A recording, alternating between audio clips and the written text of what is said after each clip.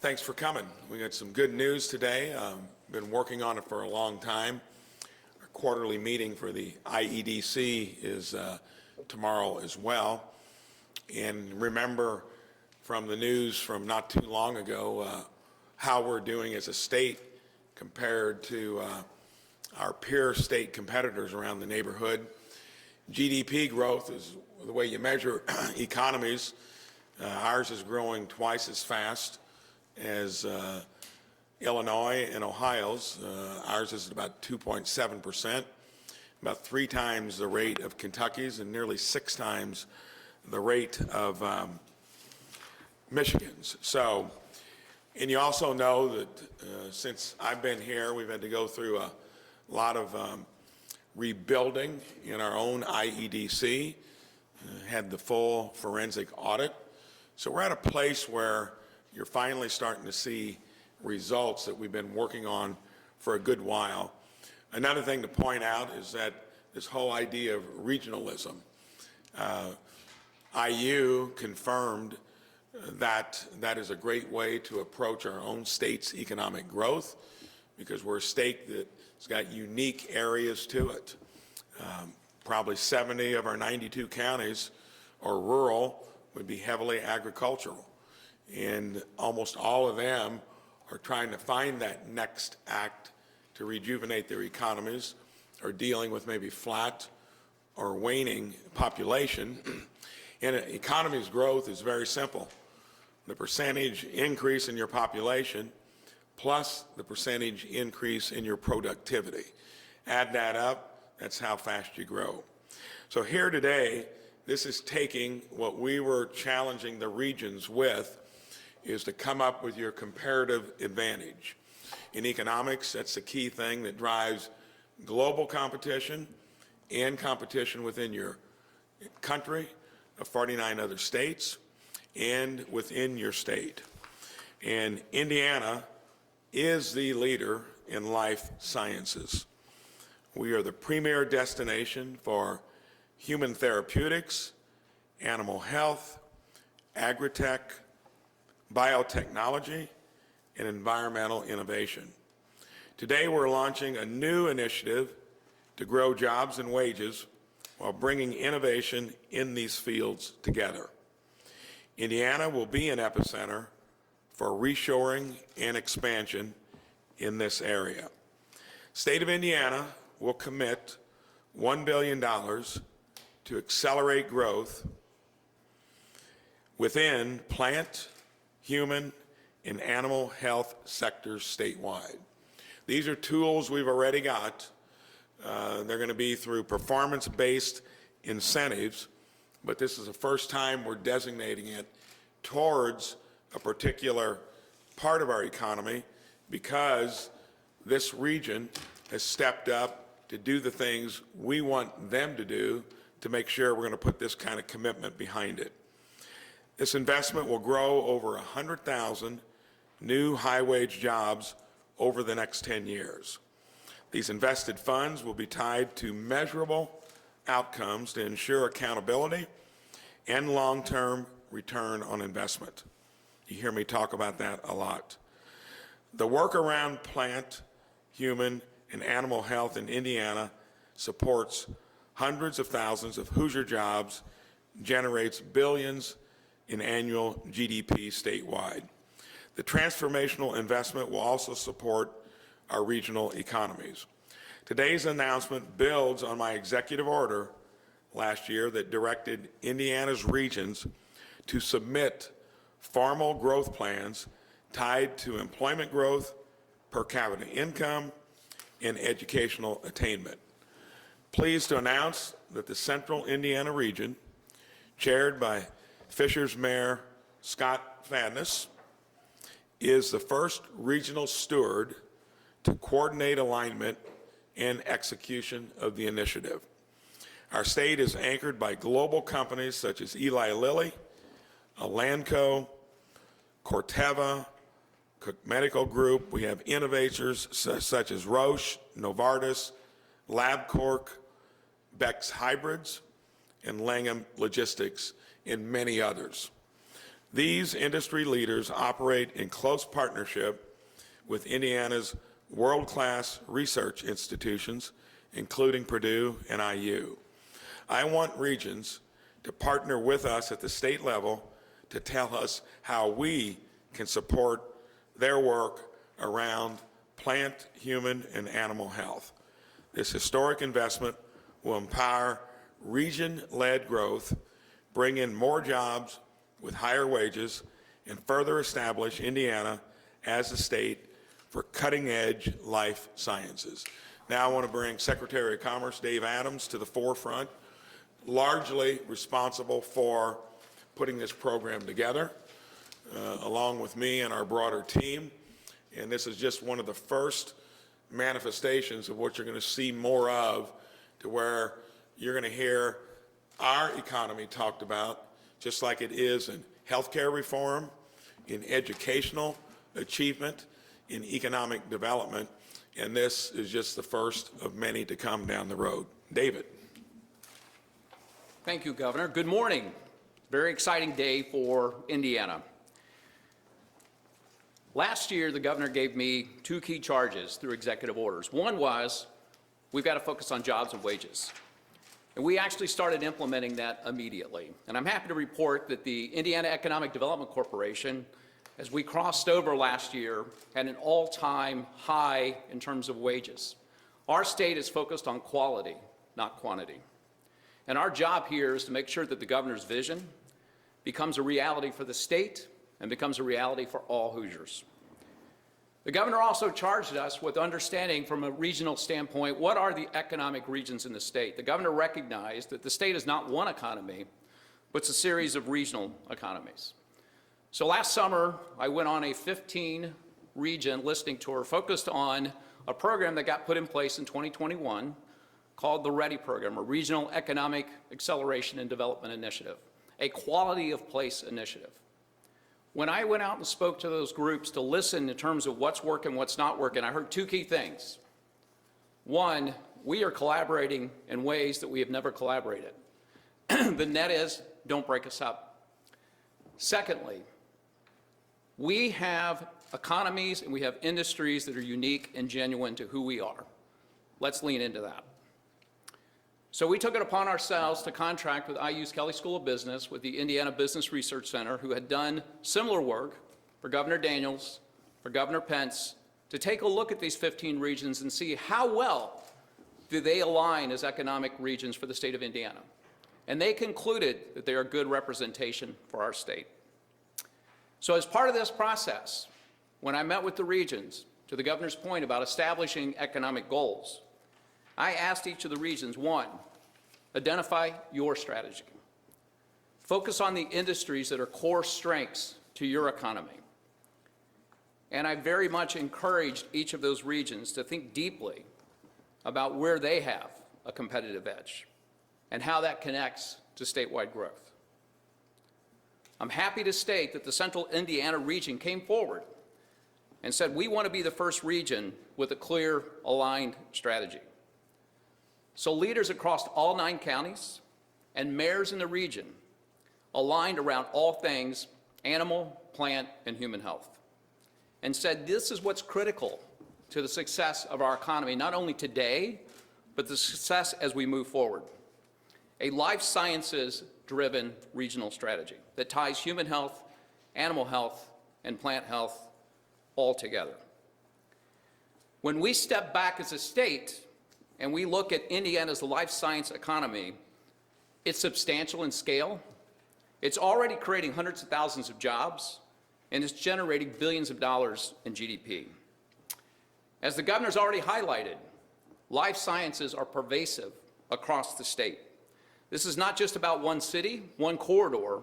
It truly is a statewide strength. Because Central Indiana stepped forward with a unified focus on life sciences, it created this opportunity for us to launch a proactive, long-term, 10-year plan of $1 billion on building 100,000 new jobs, high-wage jobs, here in Indiana. It's performance-based, it's measurable, and it has a level of accountability. We're very excited about Central Indiana taking the lead in this effort. They're serving as the first regional steward and serving as a model for the state of Indiana. They are demonstrating how regional alignment can turn a statewide strength into concrete jobs and income growth. While Central Indiana's first, life sciences are not confined to one region. We expect, and we are inviting other regions to come forward with their own strategies. As other regions develop and refine their plans, we look forward to partnering with them on industries, including life sciences, that are core to their growth. This initiative is about Indiana as a whole, supporting multiple regional economies, building a statewide life sciences ecosystem that benefits all Hoosiers. I want to commend the Central Indiana region on their leadership role and continue to stress the importance of regional collaboration. At this time, I'm going to turn this over to Fisher's Mayor, Scott Fadness, who's the chair of the Central Indiana Regional Development Authority, and he's going to discuss how CERTA and the local leaders have come together to support this initiative. He's going to discuss how regional alignment across industry, universities, and communities work, and about how Central Indiana plans to execute this vision on the ground. So with that, let me turn this over to Mayor Fadness. Thank you. Well, first, on behalf of the 32 communities that now make up CERTA, Governor Braun, thank you for your leadership and resource support on this. And Secretary Adams, thank you for passing on your insight and experience over your years of building these innovation ecosystems. I think we truly do have a unique opportunity here in Central Indiana. CERTA was founded, honestly, to create alignment between not only the public sector, but the private sector and hopefully the philanthropic sector as well. And first and foremost, we had to make sure that our public sector was in alignment. And I think there's something truly unique in today's political world to see 32 communities ranging from the size of 2,500 all the way up to the city of Indianapolis coming together to tackle challenges and seize opportunities. And one of the most remarkable things I was commenting to the governor before we came out here and spoke today is every vote that we've taken to date over the last several years has been unanimous. That's a testament to the culture that we're creating here in Central Indiana that says we are better together than individual. And I would tell you that when this opportunity came, when Secretary Adams came forward and said, look, we want the regional vision. What is your vision for this Central Indiana? And we want to come in and partner with you and support you. Well, that was a perfect timing. That was a convergence of opportunity that said, you know what, we need to seize on this. And the incredible work by CICP and our private sector partners had already laid the groundwork. The foundation was there. We understood what we are already good at and what we can ultimately be great at, and that is around life sciences and human health and plant health and agri-sciences. And what we learned in this process is that Central Indiana is a unique ecosystem in terms of we have the ability to discover it, we have the ability to make it, we have the ability to move it, and we also have the ability to apply it or heal it around healthcare. We have some of the best universities in the world. We have some of the best healthcare facilities in the world.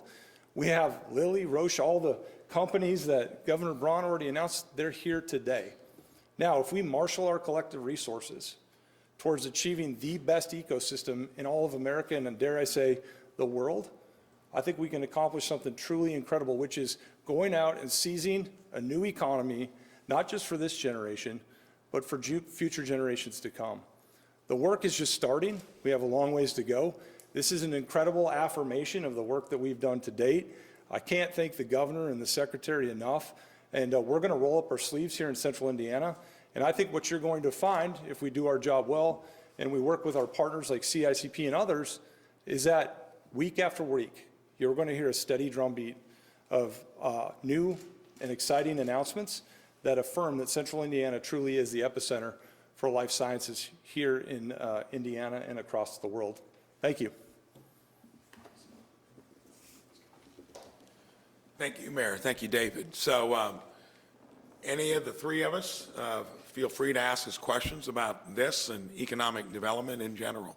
Governor, can you tell us a little bit more about the specific outcomes and measurements you're going to be looking for before you put the. So that's not going to be any different, and David could flesh out the details of what we do with performance-based credits and incentives. It's just that we're allocating this amount to this sector. And you can expect the same type of galvanizing effort that we're going to do when other regions come forward with what is going to make sense for them. And don't underestimate the synergy that we'll get in other regions, because this is something, when you look at our centricity as a state, the fact that we are now going to be in that category with 4 or 5 other states that specialize. Of course, you tech industry, West Coast, Massachusetts. A lot of things take a little more articulation to develop those markets, but we got all the parts here to do it. So it'll be similar to what we've always done. It's going to be obviously fully transparent, and it's just a commitment. And that's a lot to commit to one area, but to us, it's going to justify that return and give us results way beyond just central Indiana. Governor Braun, you mentioned performance-based incentives, and this is a question for all 3 of you. Could you speak to the metrics that are already in place to ensure that these jobs are growing according to plan, that they hit that 10? David, come on in and you can explain some of the particulars. Yeah, so one of the things that we took upon ourselves in 2025 was to take a look in terms of these performance-based metrics and how are we applying them. And so what we've done is we've set as a guideline that unless a particular job is above 125% of the county wage, they're not eligible for these performance-based incentives. So that's why you've seen a focus on quality, not quantity. It's also why you've seen a focus at the IDC last year that we had wages that approached $40 an hour. It's an all-time high for the IDC, and we're going to continue to monitor the performance. So as the new businesses come in or businesses expand here, we're going to hold that as a guideline and make sure they're performing against that in terms of the jobs that they're creating. And they won't get those incentives unless those jobs do get created. Is the total of the $1 billion in IDC credits? It is, absolutely, over 10 years. And I think the important part, too, to take away from this is a lot of states are reactive in terms of opportunities present themselves, and they're reacting to this. We're actually planting a flag in the ground for the next 10 years that says we're committed to life sciences. So on a global basis, take note, Indiana is serious about life sciences. We're committed to life sciences. So if you're a business or you're talent, we want you here. What percentage of IEDC's tax credits and resources are you guys committing to this? So this is about 1/3 of our resources, and that's based on our analysis of where does life sciences exist today from an economy and what do we see as the growth trajectory as well. We wanted to make sure that we had room to be able to support this initiative. For bigger fatness, I know Fishers already has experience growing life sciences to central Indiana in Cognizant example, 200 million, 1,000 high-paying jobs. How do you plan to take some of what Fishers has done as experience in guiding for this plan going forward? Well, I mean, I certainly have learned a lot in Fisher's growth around life sciences, but to be honest with you, there's incredible work being done in downtown Indianapolis. There's incredible work being done at Lebanon. Greenfield has incredible opportunities happening. Plainfield is crushing it when it comes to logistics on life sciences. So really, it's all out there already. What this does is it gives us a story. It gives us alignment, right? If you think about it, before, as Secretary Adams said, if we were being reactionary, now we can be proactive. When we're out identifying what are those companies that are not in the ecosystem today, when we call on them, we have a story to tell. One, that we're all aligned, not only just at the local and regional level, but we have a governor and a secretary of commerce that are also in alignment and have put resources behind that. That makes our story very compelling because we already have the industry clusters here today. Now we're going to build out the rest of that ecosystem. So it cannot be discounted when government puts its resources behind an idea and calls it shot, the power behind that. And I think that's what you're seeing here today, and I think we're going to have a lot of momentum behind us. What's These going to new be in this jobs, for? these new jobs, what kind of training or degrees do you anticipate people needing to have to get them? And do you want Hoosiers to, have the jobs, or bringing people from the outside to have the job? So when you talk about economic development, it's affordable housing, it's workforce, it's childcare. It's a lot of stuff that's got to be done in a coordinated way.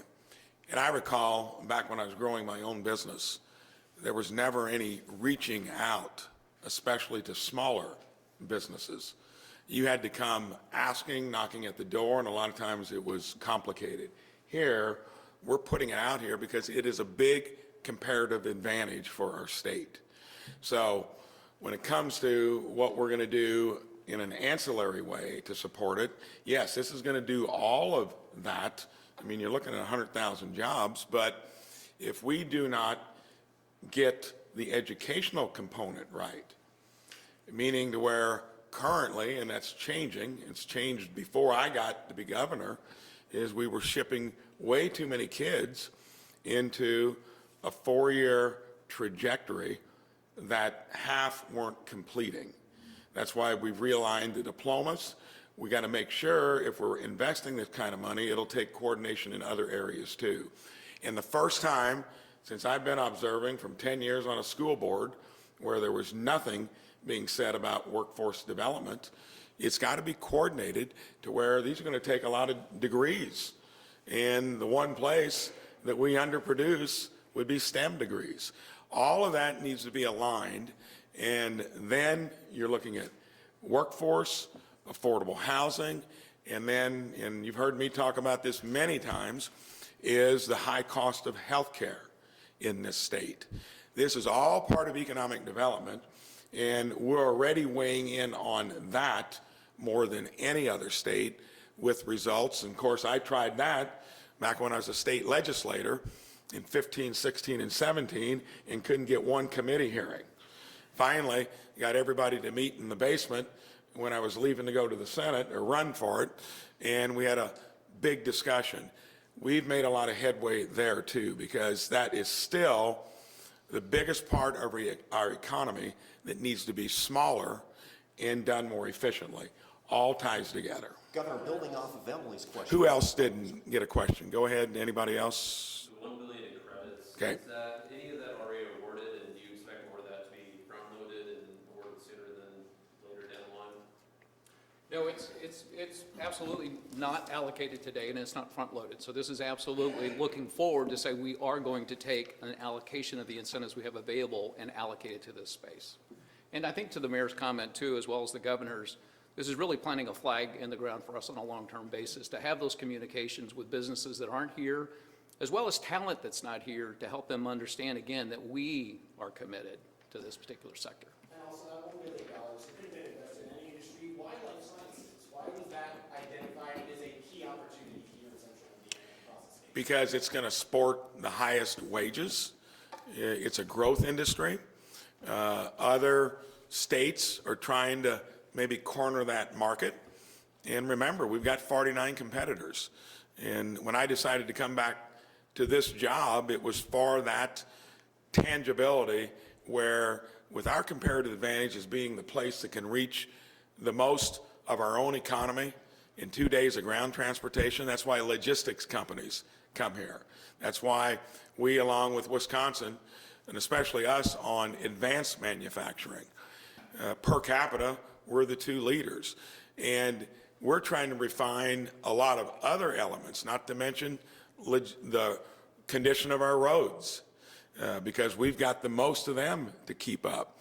And then I want to weave this into it as well. The budget forecast we had in April, that gift that came right before the end of session, thank goodness it never felt like it was accurate. It was based upon a snapshot of tariffs at the time. The markets basically discounted that shortly after the forecast came out. And for those of you that didn't pick it up, we're back on track to where we're cash flowing as a state better than what we thought we were before the austere forecast came. So we got a lot to look forward to.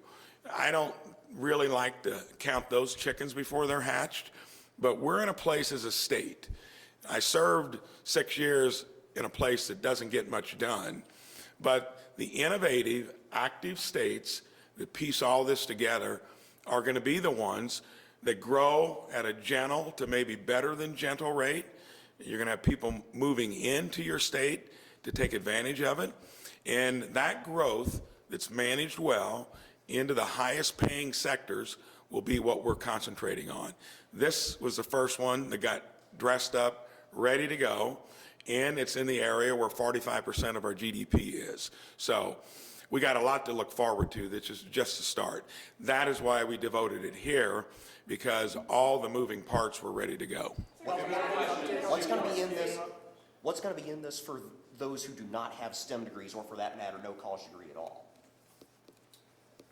Well, when it comes to the part that we need to do better at, to where there are more jobs, when my brother was running the workforce development back in the Pence administration, it was about 65,000 jobs that needed a better high school education, skills-based.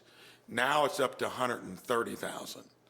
And if you look at a company like Toyota, their highest paid employees, next to the very top management, would be the mechanics and repairmen that keep the line moving. We got a lot of them off the farm since World War II.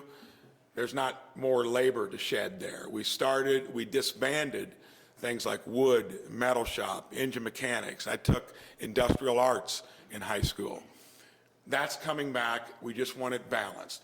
If we get it balanced, we get those jobs correct, and I'm seeing so much being done there regionally across the state too, where higher ed wasn't adapting to it. Now everything's kind of working together. So when you talk about those kinds of jobs that don't need a STEM degree, there are more of them that generally come along with anything that even needs a lot of STEM degrees.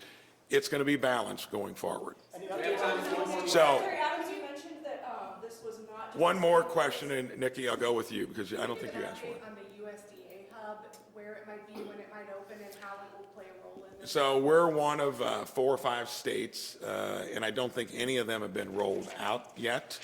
But that's just another plays into the life sciences, and we're a state that's got a profile for the things that we're doing, that nothing has been derailed there, but there's no new news as well. And I will end with this because you're probably thinking it even though you didn't ask it. On the Bears issue, that is still something that is moving methodically ahead. Their legislature is in session, I think, starting again this week, and it goes through the end of May. And that has given more profile to our state, along with what the Hoosiers did in football, that's given us a synergy that we're getting attention, and I mentioned it earlier, education, healthcare, SMRs, energy, across the country. It's a unique opportunity. We'll end with that. Thank you for being here today.